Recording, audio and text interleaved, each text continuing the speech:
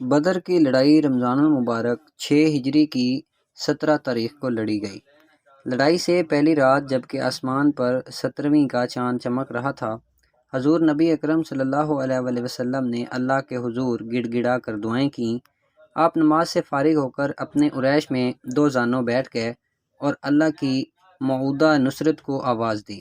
وہ رات بھی تاریخ کی عجیب رات تھی۔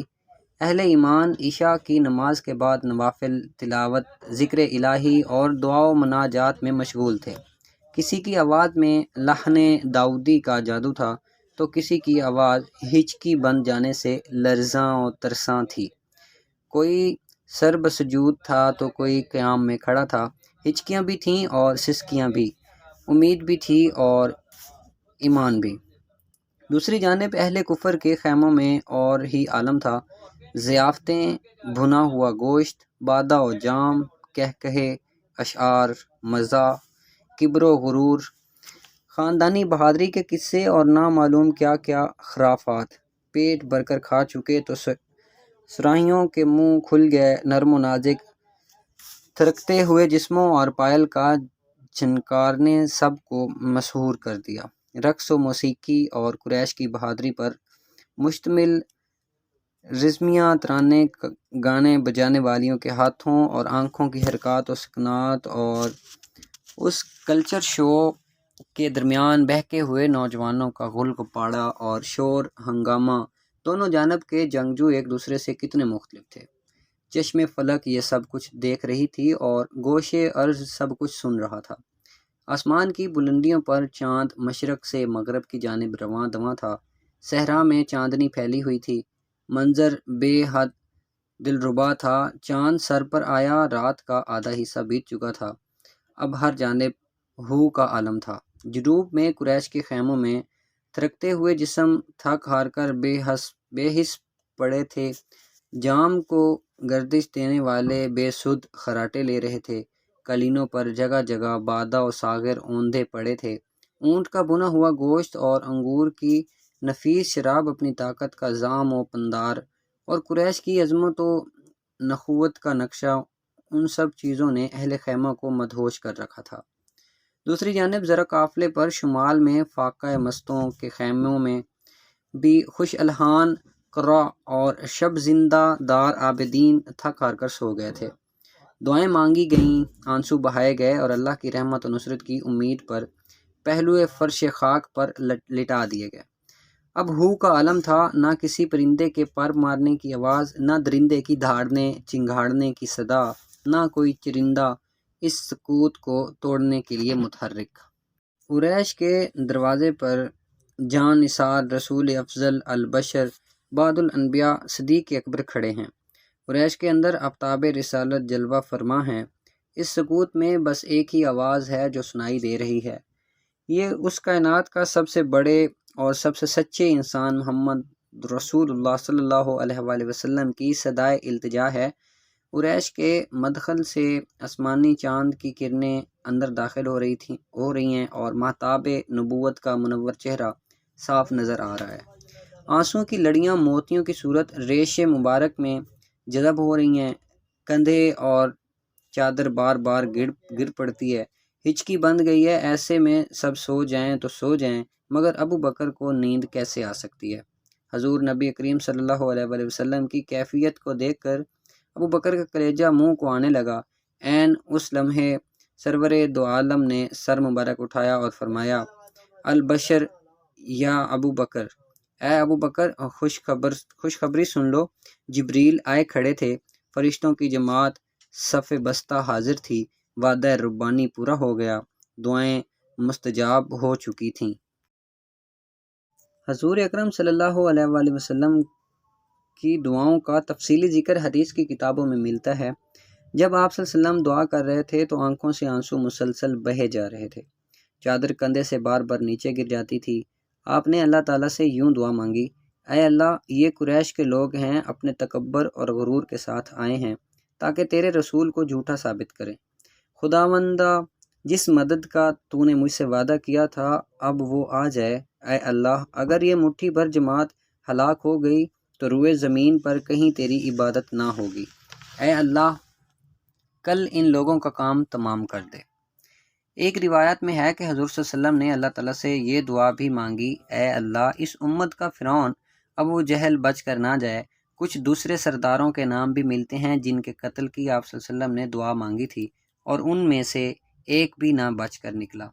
حضور اکرم صلی اللہ علیہ وآلہ وسلم کی دعاؤں کے مجموعہ حدیث کی مسند کتابوں سے مدون کیے گئے ہیں۔ محدثین نے اپنی کتب میں الگ سے دعاؤں کے ابواب قائم کیے ہیں۔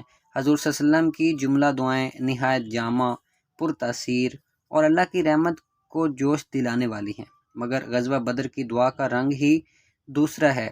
اس موقع پر عجز و انکسار اور لجاجت و الحاد کا جو نمونہ نظر آتا ہے وہ بھی اپنی مثال آپ ہے، مگر اس کے ساتھ ایک عجیب قسم کا احساس ہوتا ہے کہ حضور اکرم صلی اللہ علیہ وآلہ وسلم کو اپنے اللہ پر کس قدر مان ہے، اور کیوں نہ ہو، اپنا سب کچھ اس کے سامنے ڈھیر کر دیا تھا۔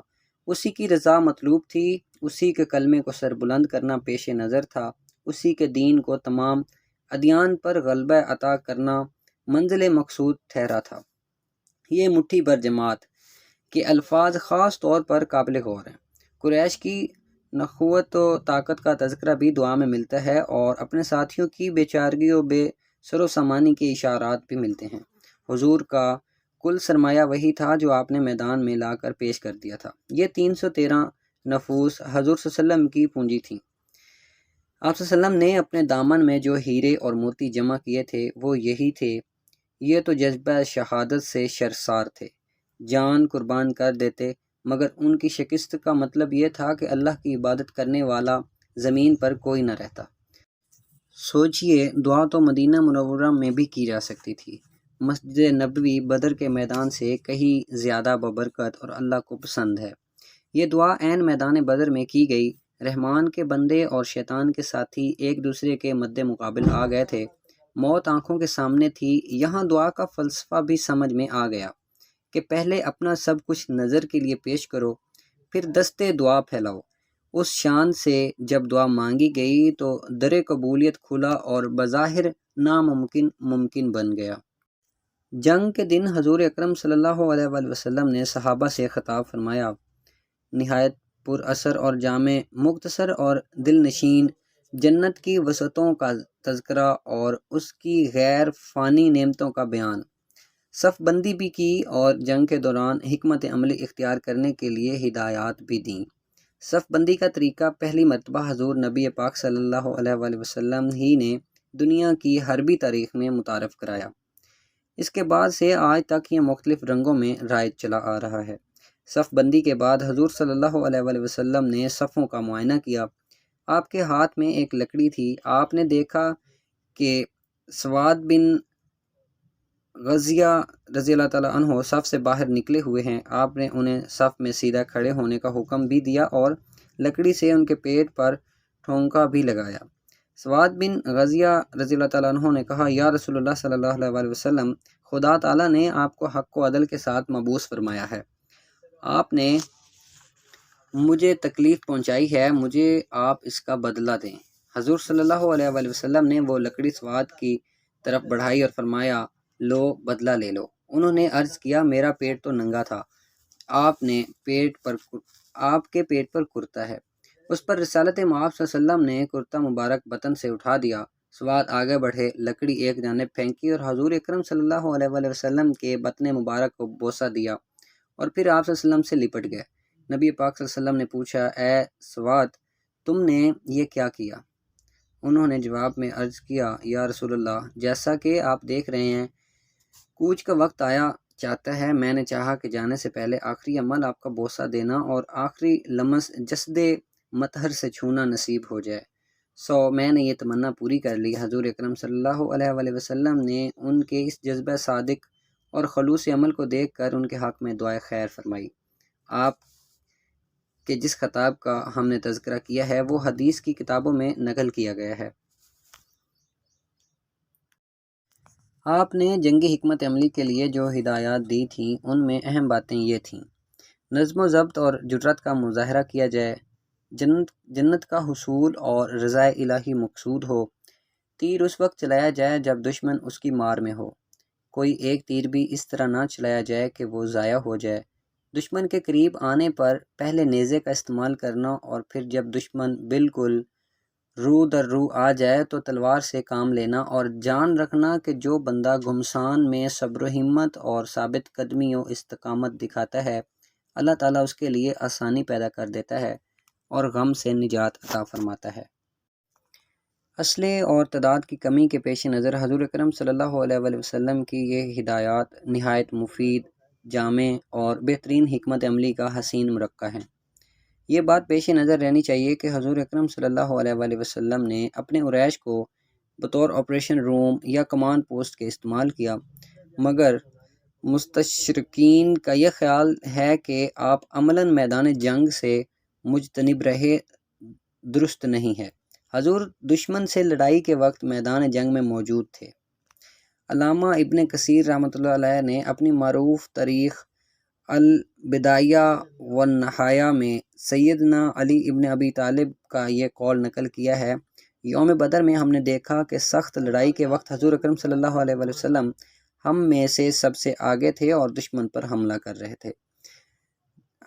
ہم جب بھی اپنے آپ